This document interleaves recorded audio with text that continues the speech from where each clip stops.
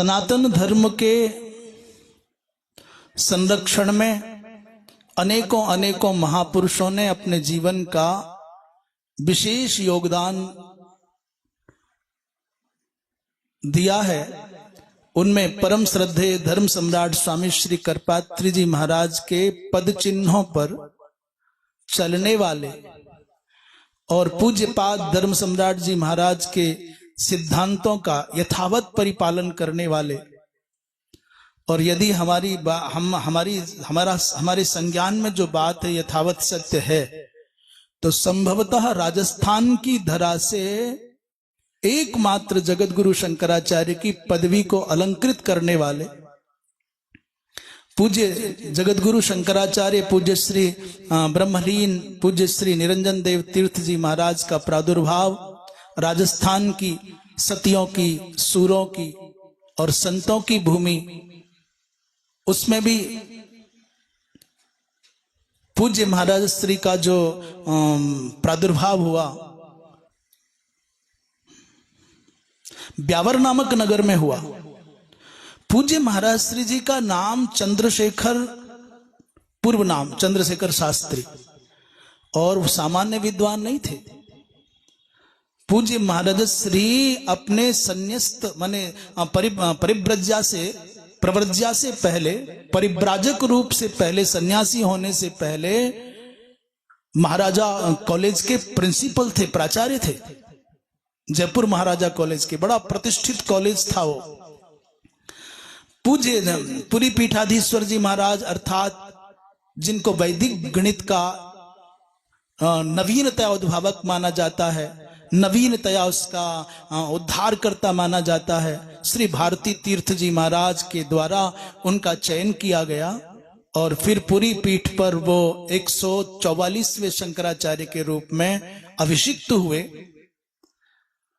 एक विशेष बात आपकी विद्वत्ता की और आपके भाषण कौशल की तो खैर संसार परिचित है, विद्वत्ता से, भाषण कौशल से, सनातन धर्म के प्रचार में रात दिन माने अथक परिश्रम करके गांव गांव तक जहां से भी कोई आवाहित करता धर्म की रक्षा के लिए पूज्य महाराज श्री जी पहुंच जाते थे। पर जो विशेष बात है, मैं दो बातें कह करके अपना श्रद्धा सुमन पूज्य महाराज श्री जी के चरणों में अर्पित करेंगे। हम विशेष बात क्या कि जब गौरक्षा के निमित्त आंदोलन हुआ, उस गौरक्षा के आंदोलन में पूज्य जगत गुरु जी महाराज माने पुरी पीठाधीश्वर जी महाराज का विशेष योगदान था। और आंदोलन के अंग थे सो तो ठीक है, पर उसके बाद में उन्होंने जो प्रतिज्ञा की वो इस सनातन धर्म के इतिहास में स्वर्णाक्षरों में, अमिट स्वर्णाक्षरों में अंकित हो गई। उन्होंने कहा, जब तक इस भारतवर्ष की धरती पर भगवती गौ माता का रक्त गिरना बंद नहीं होगा, तब तक मैं शंकराचार्य के पद पर रहते हुए मैं अथवा मेरा कोई भी अग्रिम अनुवर्ती चांदी के सिंहासन पर नहीं बैठेगा, छत्र नहीं लगाएगा। आज जब चारों ओर छत्र और सिंहासन का और चवर का संघर्ष है, आज जब अयोग्य अनधिकारी के चित्त में भी ये वासना, ये भावना आती है कि मैं बैठूं, मैं बनूं, मैं माना जाऊं, मैं ही माना जाऊं, आज ऐसे विषम वातावरण में तब उन महापुरुष के त्याग का स्मरण होता है तो हृदय रोमांचित हो जाता है, हृदय गदगद हो जाता है, उनके प्रति श्रद्धा से अवनत हो जाता है। उन महापुरुष ने कहा कि जब तक इस भारत की धरती पर गौ माता के रक्त की एक बूंद भी गिरेगी, गौ हत्या का काला कलंक जब तक रहेगा, तब तक मैं सिंहासन पर नहीं बैठूंगा, छत्र नहीं लगाऊंगा। ये त्याग कोई सामान्य त्याग नहीं है, ये संकल्प कोई सामान्य संकल्प नहीं है। दुर्भाग्य इस देश का ऐसे दिव्य महापुरुष को भूल गए, उनके महत्व को भूल गए, उनके योगदान को भूल गए। कभी उन्होंने स्वयं अपने एक दूसरी बात बताऊं, पूज्य पुरी पीठाधीश्वर जी महाराज की, वो उनके चित्त में कहीं अपने शिष्यों की बात होती, अपने परिवार की बात होती, अपने तक की बात होती, तो वो अपने स्थान पर किसी अपने शिष्य को ही बिठा करके जाते। पर धन्य है पूज्य श्री निरंजन देव तीर्थ जी महाराज, उन्होंने कहा कि ये गद्दी मेरी नहीं है, जैसे भरत जी महाराज ने कहा कि ये गद्दी मेरी और मेरे पिताजी की नहीं है, ये सूर्यवंश की परंपरा की गद्दी है। और सूर्यवंश की परंपरा क्या? बोले ज्येष्ठ पुत्र को गद्दी पर बैठने का अधिकार और ज्येष्ठ पुत्र राम है। इस आधार पर भरत ने अपने पिता के निर्णय को स्वीकार नहीं किया, अपनी माता कैकेयी के निर्णय को स्वीकार नहीं किया, तत्कालीन प्रजा के निर्णय को स्वीकार नहीं किया, गुरुदेव के आग्रह को स्वीकार नहीं किया। पूज्य पुरी पीठाधीश्वर श्री निरंजन देव तीर्थ जी महाराज ने कहा कि ये कृपा से प्राप्त हुई गद्दी है। तो पूज्य धर्म सम्राट जी महाराज की शिष्य परंपरा का कोई सुयोग्यतम व्यक्ति ही इस पर बैठे, मेरा शिष्य नहीं।